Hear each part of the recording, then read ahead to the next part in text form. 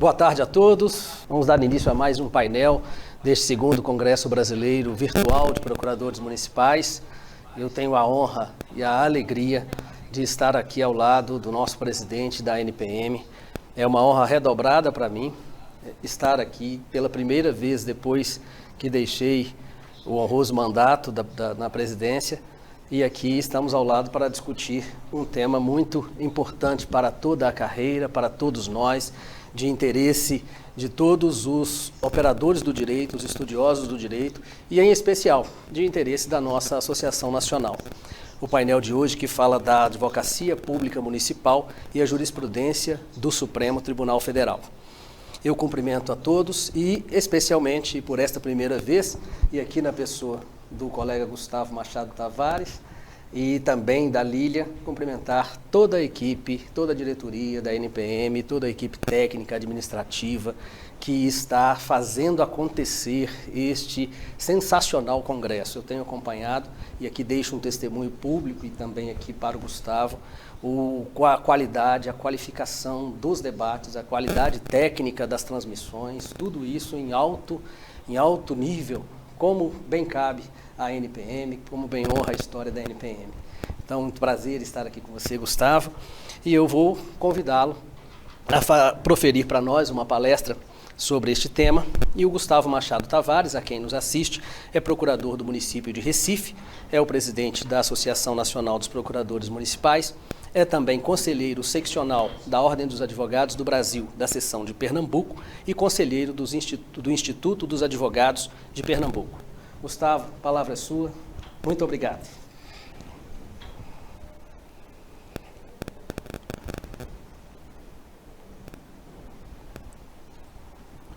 Uma boa tarde a todos os presentes.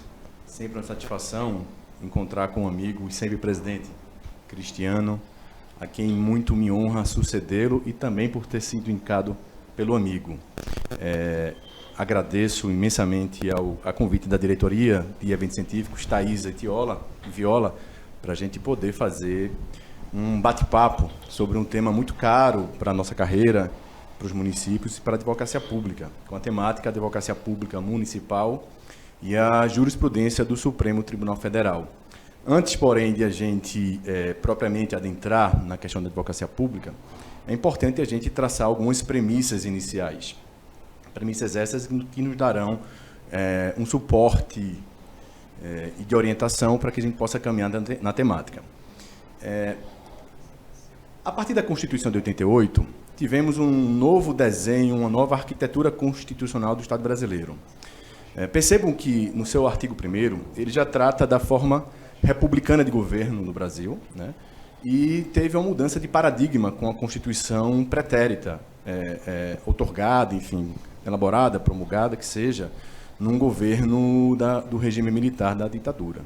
E considerando todas as ações praticadas sobre a vigência daquele sistema, a Constituição de 88, ela já inicia, nos seus artigos primeiros, artigo 3º, 5º, 6º e sucessivamente, a tratar dos artigos que tratam dos direitos fundamentais, no artigo 5º.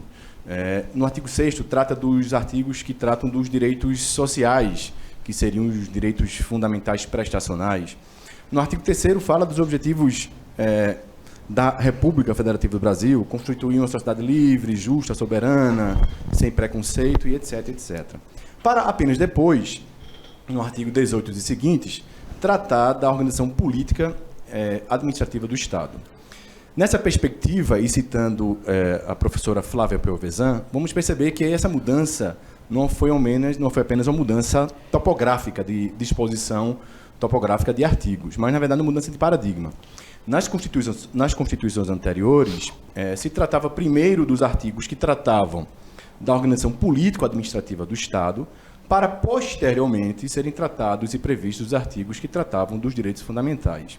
Isso significa dizer que na Constituição pretérita anterior, os direitos fundamentais eram erguidos e solidificados a partir da perspectiva do Estado.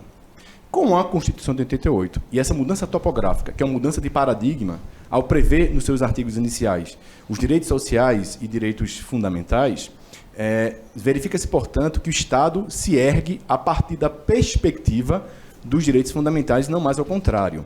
Então, estabelece-se, assim, portanto, um objetivo do desenho constitucional brasileiro. E nessa perspectiva também, dessa mudança de paradigma, a Constituição de 88 trata da autonomia dos entes federativos, estabelecendo, portanto, que municípios e estados são entes autônomos, entes federativos. E aqui tem uma inovação no sentido de elevar o município a um ente federativo. E a ser a ente federativo, ela goza, portanto, de autonomia nas suas capacidades de auto-organização, auto-administração. E essa conformação constitucional, ao elevar o município a uma entidade federativa, ela retrata muito bem uma realidade já observada por vários pensadores.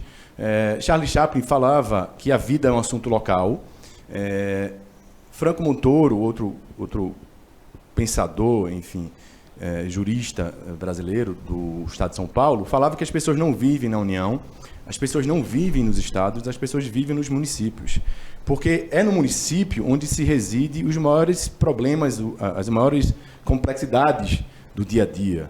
É no município, na cidade, onde se estabelece os primeiros interesses primários da população. E isso ficou ainda mais evidente com a pandemia. Se não fosse a autonomia estabelecida pela Constituição aos entes federativos, no caso específico, aos Estados-membros, e em particular aos municípios, a autonomia essa, reforçada com as decisões do Supremo Tribunal Federal durante a pandemia para o combate e enfrentamento da Covid-19, a gente poderia estar numa situação ainda mais emblemática. Então, portanto, a vida se faz no município, a vida pulsa no município. É no município onde os direitos sociais da educação, saúde, lazer, assistência social, dentre tantos outros, se efetivam. Então, dentro dessa perspectiva de mudança de paradigma da Constituição, no sentido de que o Estado se ergue a partir dos direitos fundamentais, na mudança de perspectiva de elevar o município a um ente federativo com autonomia, nessa conformação de se verificar que é no município onde a vida pulsa, onde a vida se vive, é que a gente estabelece, portanto, uma primeira reflexão. E aí eu entendo, Cristiano, presidente, que enquanto a advocacia pública, seja ela advocacia pública federal estadual, mas como falamos da advocacia pública municipal, porque somos procuradores municipais, é importante a gente também construir uma narrativa, uma identidade. Identidade qual seja, muitos órgãos, e com total razão, órgãos do sistema de justiça, reverberam e afirmam que eles, portanto, realizam direitos fundamentais. Mas não é menos razão que os municípios e, no caso, o Poder Executivo, na nossa percepção, e na pandemia ficou mais evidente, é o principal executor de medidas de direitos fundamentais, de realização de garantias fundamentais. Os outros órgãos assim o fazem de forma paralela, de forma ou quando o Poder Executivo falha na sua prestação, ou de forma coordenada com o Poder Executivo. Isso significa dizer que é, portanto, o Poder Executivo quem concretiza direitos fundamentais. O artigo 37 da Constituição, ao tratar da administração pública, ali é o local próprio da administração pública como atividade típica e própria do Estado de prestação de serviços públicos essenciais. E esses serviços públicos essenciais estão voltados, portanto, à concretização de direitos fundamentais. Ora, se a administração pública municipal, no seu braço do Poder Executivo, é que compete realizar direitos fundamentais, é que compete concretizar direitos fundamentais, através da prestação de serviços públicos essenciais, típicos e próprios do Estado, se assim não é, há de se haver meios para se alcançar determinadas finalidades. É o que se chama, portanto, de doutrina dos poderes implícitos. Se o desenho constitucional, a partir dessa mudança de paradigma, afirmada anteriormente, estabelece quais e tais objetivos ao Estado brasileiro e ao município como ente federativo que ele é porque há de oferecer os meios para alcançar tais finalidades. Ora, se o poder público municipal tem a obrigação de prestar serviços relacionados à educação, saúde, dentre tantos outros, há de oferecer o texto constitucional meios para que se efetive, portanto, esses direitos fundamentais. E nessa perspectiva é que surge, na nossa percepção, a advocacia pública municipal como uma dessas funções essenciais da justiça. Perceba que a advocacia pública, ela quando analisa um contrato, quando ela analisa um convênio, quando ela estabelece, num programa de regulação fundiária, medidas, ela está ali ofertando ao gestor, que foi eleito de forma legítima pelo voto popular, a possibilidade e o caminho adequado para a concretização dos direitos fundamentais. Por isso que a Constituição, na perspectiva do que estamos a afirmar, dessa mudança de paradigma, ela estabelece alguns órgãos que são denominados de funções essenciais à justiça. E assim ela o faz exatamente para estabelecer a esses órgãos e, consequentemente, a esse grupo de cargos efetivos, um regime jurídico que lhe proporcione condições efetivas de bem e fielmente estabelecer e realizar esses direitos fundamentais. Não é aleatório, nessa perspectiva, que a Constituição estabeleça que determinado órgão ou função tem um conjunto de prerrogativas que lhe dê condições efetivas de não ceder a pressões não republicanas que ainda existem no nosso país. Esta é, portanto, na nossa percepção, a razão de ser da função essencial justiça. Funções essas que têm a missão precípua de realizar direitos fundamentais, de preservar o Estado democrático de direito e de ofertar ao gestor, no caso da advocacia pública, os caminhos adequados à concretização e à realização de direitos fundamentais. Contudo, no artigo 131 e 132, que trata da advocacia pública, o 131, Advocacia Pública Federal, e o 132, Advocacia Pública Estadual, há uma certa controvérsia no sentido de ausência de previsão expressa no artigo 132, no que se refere à advocacia pública municipal, ou seja, procuradores municipais. E aí alguns estabelecem diversas controvérsias, no sentido de que não há, na corrente defendida por esta parte, de previsão constitucional da advocacia pública municipal.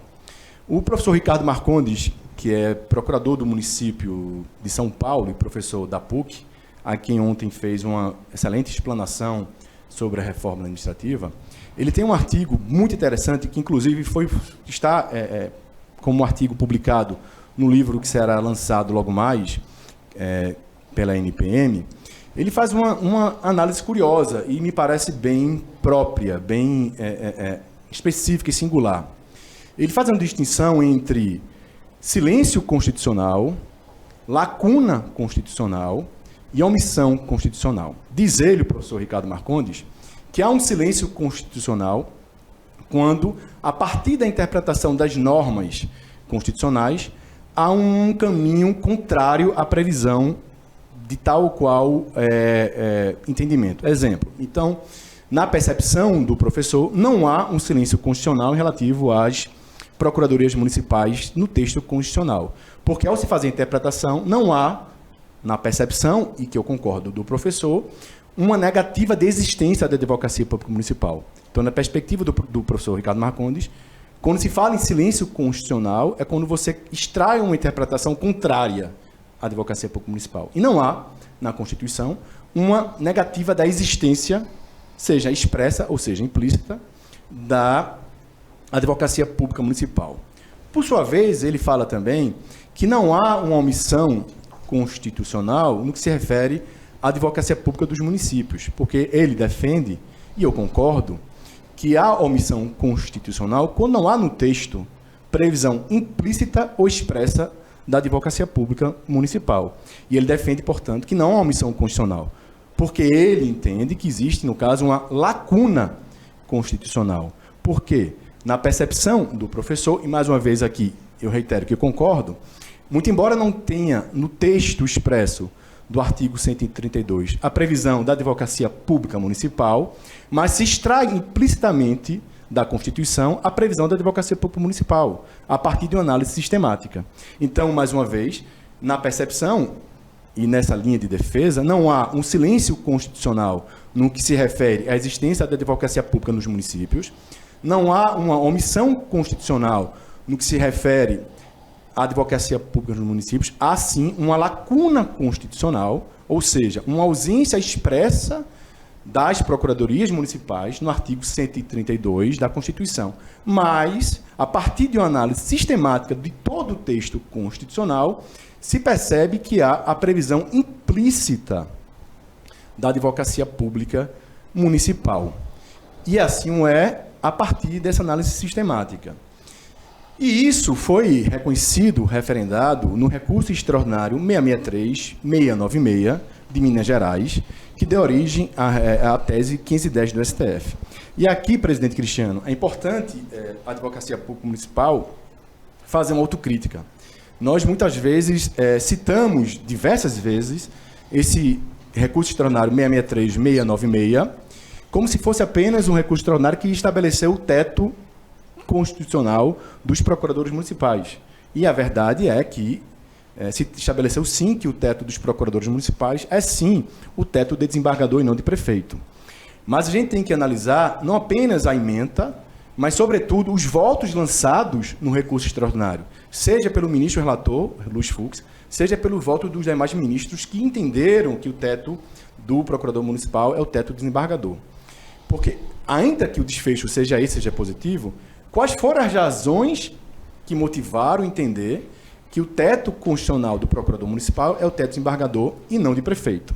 Expressamente, no voto do ministro Luiz Fux, que foi o relator do recurso extraordinário, ele assim entende que o teto é de desembargador porque ele entende que os procuradores municipais integram a categoria das funções essenciais à justiça. Ora, integram aquele corpo de órgãos e, portanto, de cargos, respectivamente, que realizam direitos fundamentais.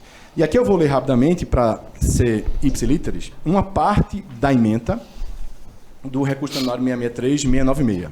Os procuradores municipais integram a categoria da advocacia pública inserida pela Constituição da República entre as cognominadas funções essenciais à justiça, na medida em que também atuam para a preservação dos direitos fundamentais e do Estado de Direito. Vejam lá, recobrando o começo da mudança de paradigma, de que o Estado se ergue a partir dos direitos fundamentais, de que os artigos 1º da Constituição estabelecem previsão de direitos fundamentais, direitos sociais prestacionais, de autonomia dos municípios.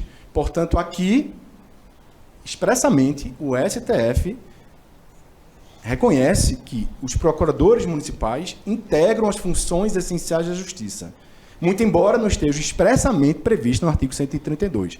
Se assim é, me parece que há um alinhamento com o entendimento de que há uma lacuna constitucional no artigo 132, mas que essa lacuna de ausência de previsão expressa no artigo 132 é preenchida justamente por uma análise sistemática.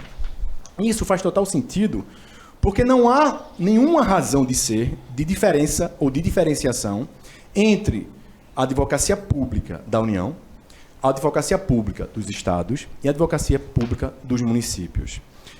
As razões que justificam, que legitimam e que autorizam a existência da advocacia pública da União, a existência da advocacia pública dos estados, também justificam, orientam, autorizam e legitimam a existência da advocacia pública para os municípios. As mesmas razões jurídicas que existem e que há para os outros entes federativos, há de se ter também para os municípios. Ora, se a União, os estados e os municípios são todos entes federativos, se a União, os estados e municípios todos têm autonomia, se a União, os estados e municípios todos têm deveres constitucionais no sentido de realização de direitos fundamentais através da efetivação de políticas públicas essenciais, tais todos dentro, portanto, da sua devida esfera de competência, todos têm uma missão de entregar aos seus gestores federal, estadual e municipais um melhor caminho para a concretização destes direitos fundamentais.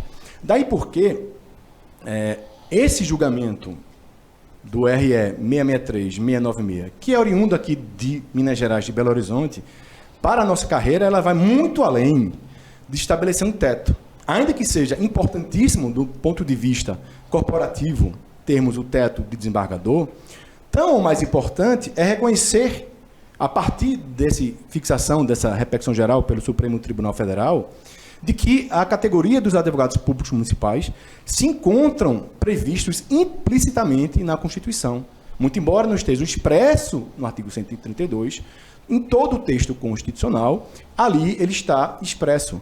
Por isso que o STF, ao interpretar o artigo 37, inciso 11, que fala que naquela expressão do inciso 11 do artigo 37 da Constituição, procuradores, se entende procuradores estaduais e municipais, ali, portanto, é uma previsão implícita. Não há, presidente Cristiano, razão, e aí me pareceria uma esquizofrenia jurídica, se entender que os procuradores municipais estão previstos na Constituição para fins de teto, mas não está previsto na Constituição para outras prerrogativas, outros requisitos. Se a origem, se a razão de ser são as mesmas entre a advocacia pública, federal, estadual e municipal, e, portanto, há de haver, portanto, uma simetria, uma paridade de tratamento. E isso, para ficar mais claro, eu trago algumas citações expressadas no voto do ministro Luiz Fux no recurso extraordinário 663-696. E ele fala o seguinte, eu vou ler para poder, ainda que fique cansativo, mas é importante para ficar didático. Fala o ministro Luiz Fux, nesse importante recurso extraordinário. A natureza da função, seu papel institucional, a lógica de atuação, os interesses protegidos e até o recrutamento dos componentes é feito a partir dos mesmos requisitos. Isto não sou eu, Gustavo, ou o Cristiano, se bem que se o Cristiano falando tem um peso institucional, mas é o ministro-presidente, que à época foi o relator do recurso extraordinário 663-696, que estabelece que a natureza da função, seu papel institucional, a lógica de atuação, e os interesses protegidos e até o recrutamento, seleção, portanto, através de concurso público, dos componentes da advocacia pública é feito a partir dos mesmos requisitos. E não só, o ministro Luiz Fux, no mesmo voto, vai além e fala: é imperativo que todas as disposições pertinentes à advocacia pública sejam aplicadas às procuradorias municipais, sob pena de se incorrer em grave violação à organicidade da Carta Maior. Veja que é expresso. Ele diz que é imperativo, não é facultativo, é obrigatório, é cogente, que todas as disposições, não só disposições que se tratam do teto, mas todas as disposições do texto constitucional sejam também aplicadas às procuradorias municipais. E vamos além, pegamos também o voto do ministro, até então, à época, do STF, ministro Marco Aurélio. E ele, assim, no seu voto, também concordando com o voto do ministro Luiz Fux, ele fala o seguinte: o procurador, quer o estadual, quer o municipal, defende interesse público e defende interesse público da mesma envergadura, atuando no mesmo campo administrativo e também no contencioso. Não cabe assentar fator de discriminação para dizer-se que, no caso, há de haver tratamento diferenciado conforme se trate de procurador estadual ou procurador municipal. Mais uma vez, já afirmando, nas razões do voto, o porquê dos procuradores municipais terem um teto de desembargador. Porque eles têm as mesmas atribuições, atuam no mesmo campo administrativo, no mesmo campo contencioso e, portanto, não há razão de ser de haver um tratamento diferenciado. O ministro Edson Fachin também, por ocasião desse recurso extraordinário 663-696, e fazer aqui uma ressalva para quem não sabe, o ministro Edson Fachin, no seu voto, por ocasião desse recurso extraordinário, cita expressamente um artigo de autoria da nossa ex-vice-presidente, sempre querida, doutora Cristiane Neri. Artigo esse que também compõe um livro que será lançado mais tarde sobre a obrigatoriedade das procuradorias municipais. Ele cita expressamente em seu voto. E aqui, ao tempo que eu parabenizo a nossa presidente Cristiane, a gente vê a importância concreta de os advogados públicos municipais escreverem livros, artigos. Nós seremos objeto de consulta e de análise e de citação e faremos doutrina na medida em que cada qual, dentro das suas possibilidades, se dedicar a escrever doutrina, para que possamos ser, portanto, fonte de consulta dos ministros. E esse exemplo é um exemplo concreto de um recurso extraordinário que estava tratando não apenas do teto, muito embora o pano de fundo, o objetivo final foi estabelecer o teto do procurador, mas as razões vão muito além disso. E o ministro cita expressamente em seu voto um artigo da nossa sempre presidente Cristiane. E o ministro Edson Fachin assim o fala: também as procuradorias municipais consistem em função essencial à justiça, pois, como já afirmei, suas atribuições equiparam-se ao restante das carreiras integrantes da advocacia pública. E, assim, a simetria de tratamento impõe-se como forma de garantia da defesa de parcela do interesse público e da justiça. Ora, colegas, amigos, procuradores e procuradoras, nós, enquanto agentes públicos municipais, lidamos com diversas áreas de trabalho. Diversas. E aqui não vou citar as áreas que nós atuamos para não gerar ciúmes dentre os colegas que atuam em outras áreas. Essas áreas estão relacionadas à defesa do interesse público, à parcela da realização da justiça, órgãos do sistema de justiça. Justiça não pode ser analisado, e aí eu lembro da palestra da procuradora Vanice, como apenas acesso ao judiciário. Acesso ao judiciário é uma parcela do acesso à justiça. O acesso à justiça é mais amplo. E a advocacia pública, estadual, federal e municipal, compõe, portanto, esses órgãos do sistema de justiça. E aqui eu quero fazer uma distinção que me parece um tanto quanto ultrapassada e com a qual eu não concordo, que se faz uma distinção entre o interesse público primário e o interesse público secundário, de o interesse público primário é defendido pelo Ministério Público e que o interesse público secundário é apenas o interesse do aparamento, do aparelho governamental. Prezados, eu defendo que nós, advogados públicos municipais, defendemos o interesse público primário. E a pandemia ficou muito característico essa defesa do interesse público primário. Foram nos municípios onde as vacinas foram aplicadas. Teve até um artigo muito bom do diretor Bernardo, procurador do município, no estado de Alagoas, que ele fala que a nova figura do serviço público foi a enfermeira ou a técnica de enfermagem aplicando justamente as vacinas. Isso é a concretização do interesse público primário. E se assim pôde ter a vacina, é porque tiveram outros órgãos públicos e outros agentes, dentre os quais os procuradores municipais, que possibilitaram a concretização dessa vacinação. Então, portanto, isto é o que está posto no que se refere a sistema ou órgão ou funções em ciência da justiça. É importante que nós, enquanto categoria, afirmemos cada vez mais que nós estamos, sim, previstos na Constituição. Ainda que não expressamente no artigo 132, mas implicitamente no sistema constitucional, porque, diferentemente de haver um silêncio ou uma omissão, há uma lacuna nas brilhantes lições do professor Ricardo Marcondes. E é uma lacuna que há de ser preenchida por uma análise sistemática da Constituição. E o STF referendou esse reconhecimento. E isso em 2020, né, presidente? Acho que foi em 2020, fevereiro de 2020. Acho que foi em fevereiro, ou foi fevereiro de 2020 ou foi em fevereiro de 2019. Então, portanto, é preciso que a gente afirme que a advocacia pública municipal tem dimensão constitucional, suas atribuições encontram guarida na Constituição e que não há nenhuma razão de ser de diferenciação entre a advocacia pública federal, a advocacia pública estadual e a advocacia pública municipal. E, para além disso, no artigo 37, inciso 22 da Constituição, fala o seguinte: as administrações tributárias da União, dos Estados, do Distrito Federal e dos municípios, atividades essenciais ao funcionamento do Estado, exercido por servidores de carreiras específicas. Vejam só vou ler essa parte. Isso significa dizer que a administração tributária da União, dos Estados, do DF e dos municípios são atividades essenciais ao funcionamento do Estado. E a advocacia pública municipal exerce a administração tributária do município. Somos nós, no mais das vezes, que fazemos o controle de legalidade da inscrição em dívida ativa. Somos nós, advogados públicos municipais, também, quem executamos a dívida ativa através da execução fiscal. Somos nós quem acompanhamos o controle de legalidade do lançamento, das impugnações. Portanto, nós fazemos o corpo desse conceito administração tributária. E também por isso, então, há de se ter esse reconhecimento de uma parcela, não apenas essa, mas uma parcela das atribuições dos advogados públicos municipais encontram guarida na própria Constituição como funções essenciais ao funcionamento do Estado.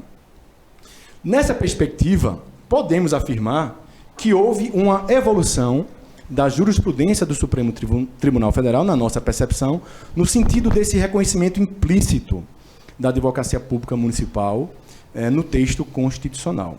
Mas nem tudo são flores, é importante por honestidade e fidelidade acadêmica, ressaltar que encontramos aqui e acolá alguns julgados, a despeito do julgado do RE 663-696, que dizem que inexiste obrigatoriedade das procuradorias municipais, ou seja, inexiste a obrigatoriedade do órgão procuradoria no âmbito dos municípios.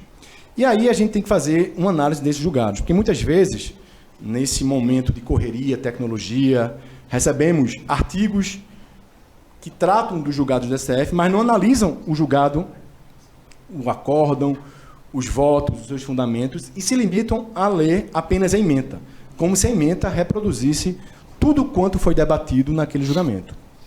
E aí se veiculou, acho que ano passado ou este ano, alguma decisão do ministro Lúcio Fux, no sentido de que o artigo 132, por não ter a previsão expressa da Advocacia Pública Municipal, não seria de reprodução obrigatória nos municípios.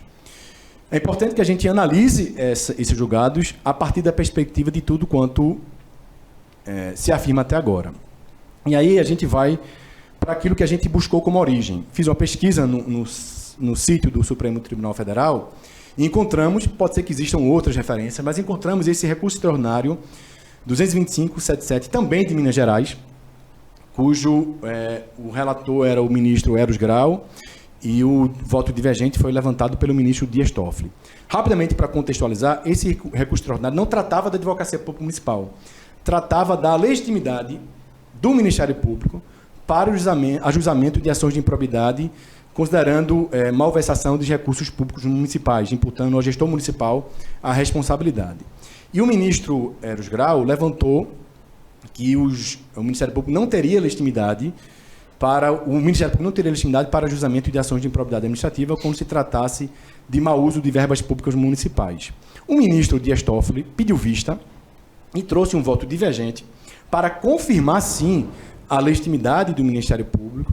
E, em determinada passagem do seu voto, ele fala o seguinte sentido: ele fala que, por ausência expressa da Advocacia Pública Municipal no artigo 132, também por isso, e com maior razão, na percepção dele, o Ministério Público teria legitimidade. Nós não estamos analisando aqui a questão da legitimidade, mas sim dizendo que este recurso extraordinário, que tratava da legitimidade do Ministério Público para ações de improbidade administrativa em face de gestor municipal em razão de mau uso de verbas públicas municipais, de forma obtedito, digamos assim, ou forma à margem, ele afirma o seguinte: ressalte em remate a não previsão na Constituição Federal da obrigatoriedade instituição da figura da advocacia pública no âmbito dos municípios brasileiros, reforça ainda mais essa convicção, na medida em que muitos desses não contam com adequado serviço próprio de assessoria jurídica, o que torna imprescindível a atuação do Ministério Público, tal como se deu na hipótese enal nesses autos. Então, nesse recurso extraordinário, se analisava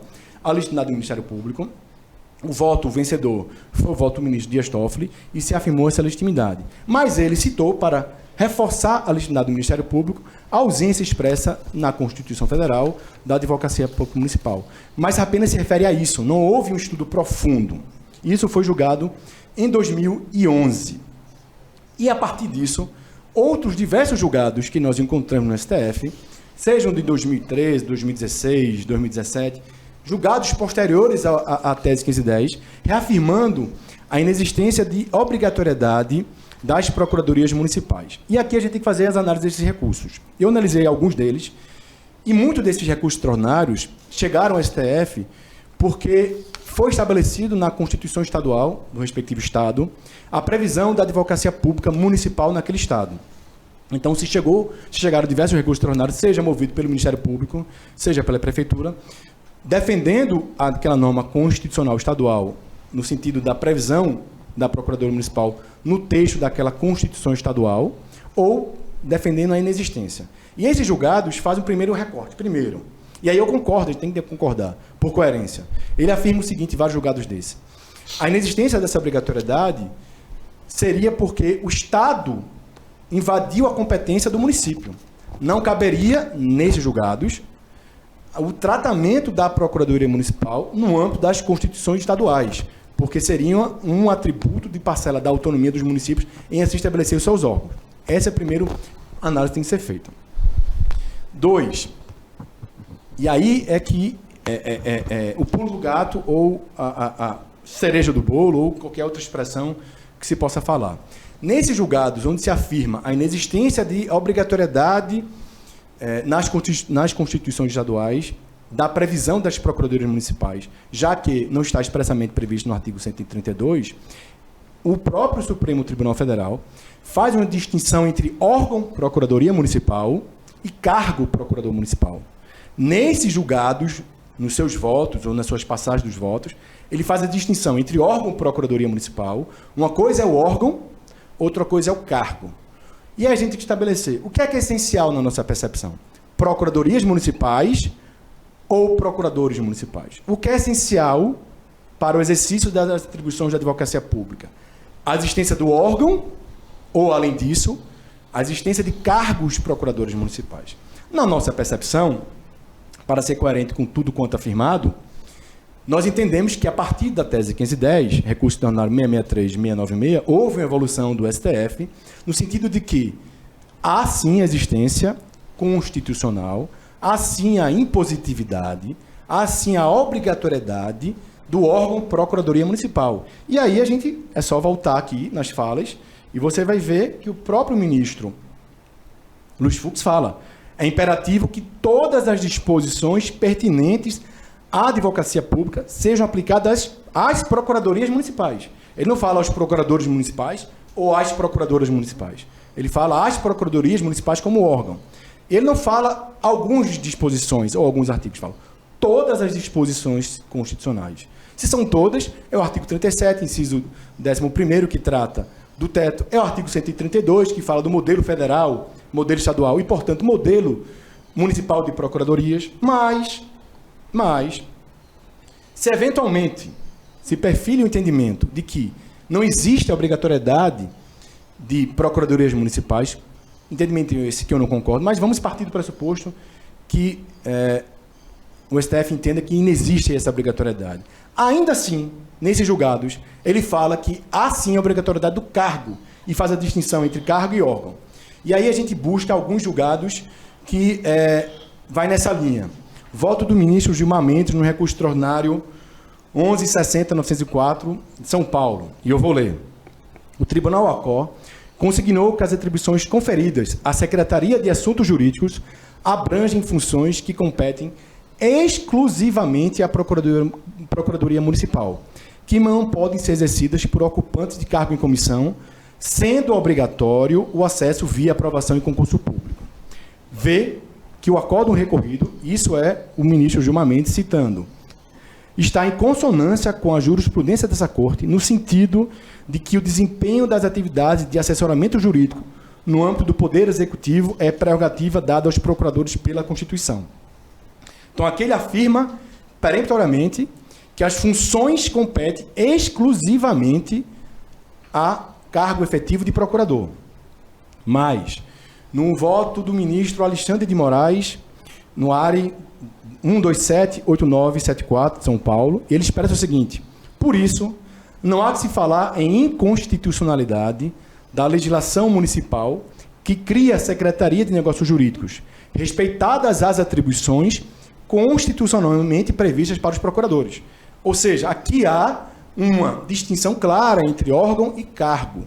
E aqui tratava-se, salvo engano, do Estado de São Paulo, que foi criada uma secretaria em um determinado município, eu não me lembro qual o nome do município, Secretaria de Negócios Jurídicos. E aí se entendeu que não há a obrigatoriedade do modelo de procuradorias para os municípios, podendo existir uma Secretaria de Negócios Jurídicos, Secretaria de Assuntos Jurídicos, desde que as atribuições da advocacia pública sejam reservadas para os procuradores. Procuradores, portanto, selecionados através de concurso, cargos de provimento efetivo.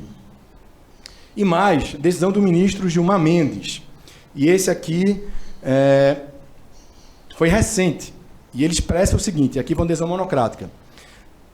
Decisão do ministro Gilmar Mendes no recurso extraordinário 1311-006. Nesse passo, depreende-se que, na espécie, o acórdão do Tribunal de Origem não diverge da orientação do Supremo Tribunal Federal, ou seja, de que a carreira da advocacia pública municipal se enquadra para todos os fins na categoria da advocacia pública, equiparando as procuradorias federais e estaduais no que se refere às prerrogativas da classe, o que, no presente caso, restam consubstanciadas na garantia de que a avaliação de desempenho seja realizada por órgão próprio, formado por integrantes da própria carreira, na forma do artigo 132 do texto constitucional. E mais... Desculpe. Vejam que essa decisão, que foi recente, salvo engano, de outubro, junto com outras decisões do Supremo Tribunal Federal, sejam em turma, sejam monocráticas, muito embora algum dos seus ministros reproduza aquele entendimento fixado naquele primeiro recurso tornado de 2011, que tratava da legitimidade do Ministério Público, que o ministro que levantou o voto divergente foi o ministro Dias Toffoli, muito embora alguns entendam que não há a obrigatoriedade do órgão Procuradoria, podendo, eventualmente, o procurador estar lotado numa Secretaria da Fazenda ou numa Secretaria de Negócios Jurídicos, mas deve ser respeitada, portanto, que essas atribuições da advocacia pública sejam exercidas por procuradores. Então, aí cabe a pergunta, o que é essencial para nós? Procuradorias municipais como órgão ou procuradores e procuradoras municipais enquanto cargo? Entendemos, na linha do que afirmamos, que houve evolução, que há sim a obrigatoriedade constitucional das procuradorias municipais, na medida em que todas as disposições constitucionais relativas à advocacia pública federal e estadual também se aplicam no âmbito do município, mas, se eventualmente se entender que não há essa obrigatoriedade, ainda assim, as atribuições do cargo de provimento efetivo de procurador têm que ser exercidas exclusivamente por procuradores selecionados através de concurso público. E, para finalizar, em reforço de tudo quanto a gente traz para análise, isso está alinhado com a tese 1010 do STF. A tese 1010 trata exatamente de que atribuições técnicas não podem ser exercidas por servidores comissionados. E os procuradores municipais exercem atribuições técnicas. As atribuições técnicas são um conjunto de complexo de prerrogativas, de atuações, de atribuições exclusivas de servidores providos através de concurso público, detentores, portanto, de cargos efetivos. Isso reforça a nossa compreensão de que as atribuições da advocacia pública municipal, tanto quanto federal e estadual, por serem funções essenciais da justiça e por serem atividades típicas de Estado, são exclusivas exercidas por procuradores municipais. E, nesse sentido, eu agradeço a paciência de todos e passo a palavra ao nosso sempre presidente Cristiano, que, com certeza, trará mais luzes ao debate. Palmas para o Gustavo. Muito obrigado, Gustavo, por essas palavras aí tão didáticas e bem expostas aí a todos nós. E já suscitou reflexões aqui, cumprimentos de alguns dos nossos colegas. E aqui eu aproveito para saudar alguém aqui no chat aqui, nos cumprimentou, Jair Dalacqua, Grace de Caxias do Sul, Natália, a Márcia Branco de Belém do Pará, o Tiago Viola, nosso colega de Vila Velha, o Luiz Washington, nosso querido colega e amigo de Caucaia, que até comentou uma passagem sua dizendo que o Aristóteles chegou a escrever que o município é o locus vivendo do cidadão. Vou copiar. Aí, Luiz Washington, grande amigo, sempre presente em todas as nossos painéis aqui. A nossa colega Juliana Souto, de Montes Claros. Prazer, Juliana. Boa tarde, parabéns pelo tema de altíssima relevância. Nós temos também Alexandre França, de Varginha, Paulo de Belo Horizonte, grande Paulo Grau, presidente da nossa associação local de Belo Horizonte, Valesca Jardim, parabéns, Gustavo. Nós temos o Diego Fonseca, também aqui nos cumprimentando, e o Paulo comentando, excelente ver essa brilhante dupla aqui, olha o Paulo, né? E aqui um comentário que é muito pertinente e muito com a nossa luta histórica. O Alexandre, nosso colega de Varginha, traz aqui a ponderação da importância da aprovação da PEC 17 e também da aprovação da proposta de súmula vinculante número 18, a PSV 18, que está no Supremo Tribunal Federal. E exatamente são as nossas duas lutas, talvez aí a PSV, a NPM está na PSV, salvo engano, desde 2009, quando ingressamos lá.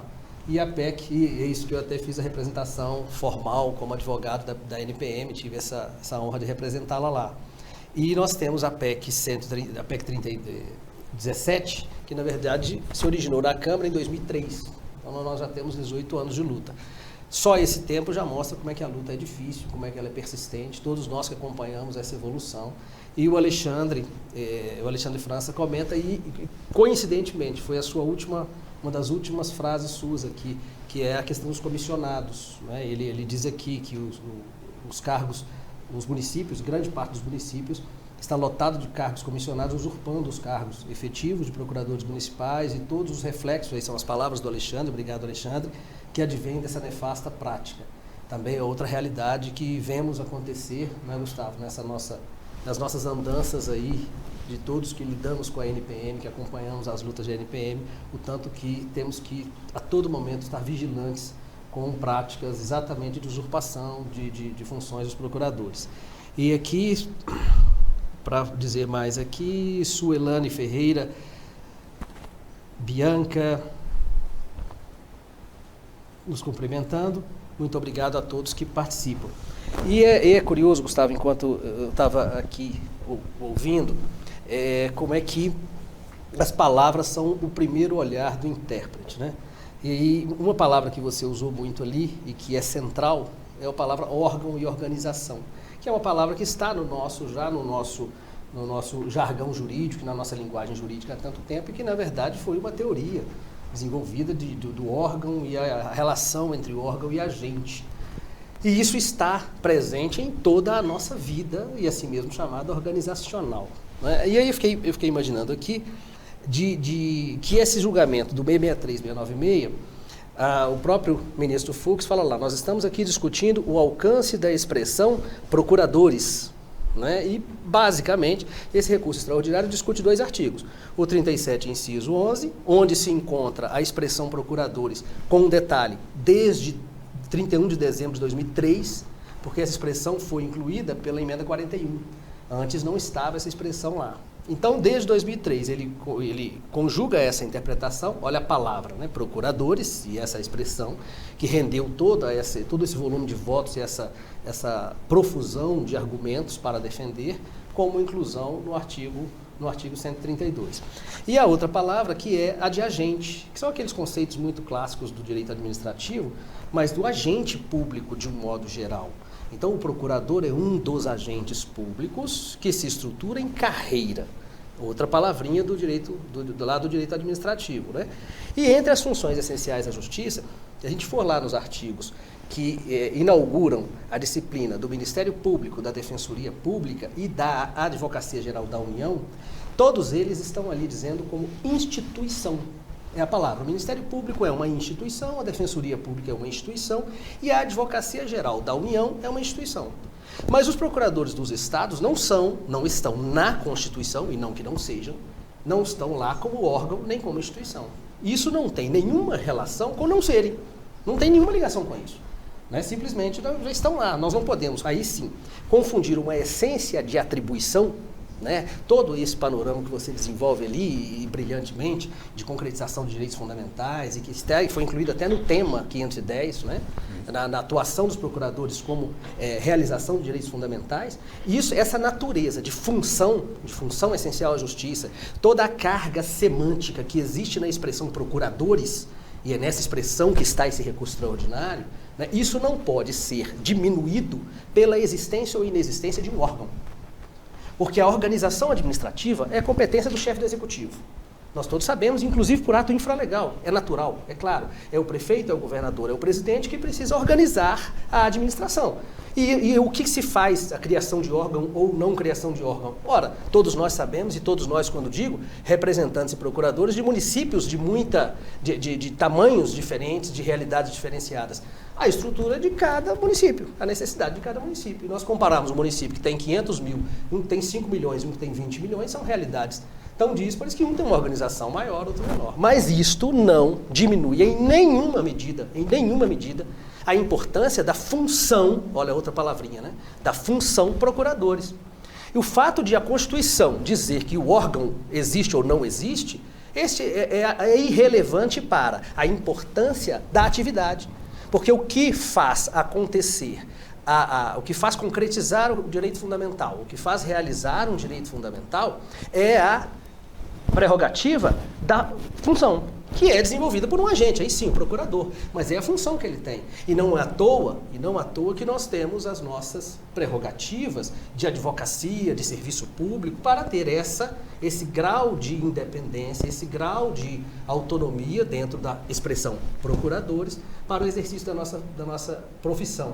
Não é? E na evolução da jurisprudência, esse acórdão que você mencionou do Toffoli, no Edwards Grau e Toffoli, né? Isso foi julgado lá em 2011, né? E ele até ficou, eu vi lá, ele começou na turma, foi submetido ao plenário e só ficou ali naqueles 2 parágrafos, simplesmente essa frase sem maiores reflexões, porque nem era o tema do acórdão, né? Só dizendo, não existe órgão. E daí para frente, e até agora, até 2019, né, pelo que você relatou ali, os precedentes mencionam aquele, não é? Ou seja, não há, que nós podemos talvez refletir a partir daí. Não houve ainda, por parte do Supremo Tribunal Federal, essa reflexão. Né? Qual é a extensão de um órgão de advocacia pública? Mas, ao mesmo tempo, o que pode parecer, a princípio, contraditório ou paradoxal, absolutamente não é. Né? Porque nós estamos tratando de 2 realidades. Existe o órgão? Pode existir, sim. É claro que alguns órgãos municipais podem ser até equivalentes a alguns estados. Porque nós temos estados menores e municípios imensos. Né? Ou maiores que estados, às vezes. Maiores que estados. Né? Ou, aliás, o orçamento de município de São Paulo mesmo é um orçamento maior do que todos os estados. Menos o estado de São Paulo, pelo menos até há pouco tempo era. Então, toda essa realidade não diminui a importância do procurador. E o que pode parecer paradoxal é isso. O Supremo está se contradizendo, fala que não existe o órgão, mas ao mesmo tempo garante o procurador. Absolutamente não. Ele fala que não existe a obrigatoriedade, não é que não existe o órgão, está proibido de existir o órgão, né? E aí você traz a distinção do professor Ricardo Marcondes, do silêncio das espécies, de silêncio lacuna da Constituição. Então, com esse breve adendo aqui, eu fui lembrando dessas palavrinhas, da importância delas, né? Até a relação entre órgão e instituição foi uma relação que veio depois da construção do professor Otto Gierke, né? Que desenvolveu a teoria do órgão, e outros foram desenvolvendo a relação disso com instituição, né? Que é o que traduz as nossas funções essenciais da justiça. Eu preciso dizer mais alguma coisa, que é cumprimentar a todos aqui, mais uma vez. Eu acho que já está no nosso tempo, faltam aqui 7 minutos e 57 segundos para terminar o painel, e nós precisamos cumprir, porque tem painel adiante, tem pessoas aqui que vocês aí não veem, mas estão olhando para mim, esperando que eu conclua, e para fazer isso, agradecer mais uma vez, sempre ao Gustavo, parabenizar, e aqui, claro, não só por essa palestra, mas por todo esse trabalho que você vem conduzindo e desenvolvendo aí, e à frente desse Brasil todo, com cenários tão dramáticos que enfrentamos no plano político, no plano social, no plano econômico, e com pandemia e com propostas de emenda que querem solapar nossos direitos ainda mais gravosamente do que o que já temos enfrentado no nosso cotidiano. Né? Temos a reforma administrativa, precatórios e tantas outras realidades, reformas tributárias, e se formos aqui falar, nós teremos mais 1 hora de extensão aqui, né? Gustavo, muito obrigado. Passo a palavra a você para as suas considerações finais e já caminhando para o encerramento. Bem, amigos e amigas, é sempre prazeroso dividir um espaço com o Cristiano. Ele sempre consegue dizer o que a gente diz de forma mais fácil. Então, eu agradeço a condução do painel pelo sempre presidente Cristiano, a Thaís, a Viola, que com maestria estão conduzindo mais um evento que faz jus à tradição histórica da NPM, e só ressaltando que essa proposta da súmula vinculante 18, salvo engano, foi proposta pela ANAF, e a presidente da NPM era a doutora Cristiane Neri, e o doutor Cristiano foi o advogado da NPM que fez a manifestação nos autos dessa PSV 18. É uma luta realmente importante e que a NPM encampa com todas as dificuldades inerentes no contexto político relativo à PEC 17 e à PSV 18, mas ao mesmo tempo é importante a gente também ter outras estratégias de atuação.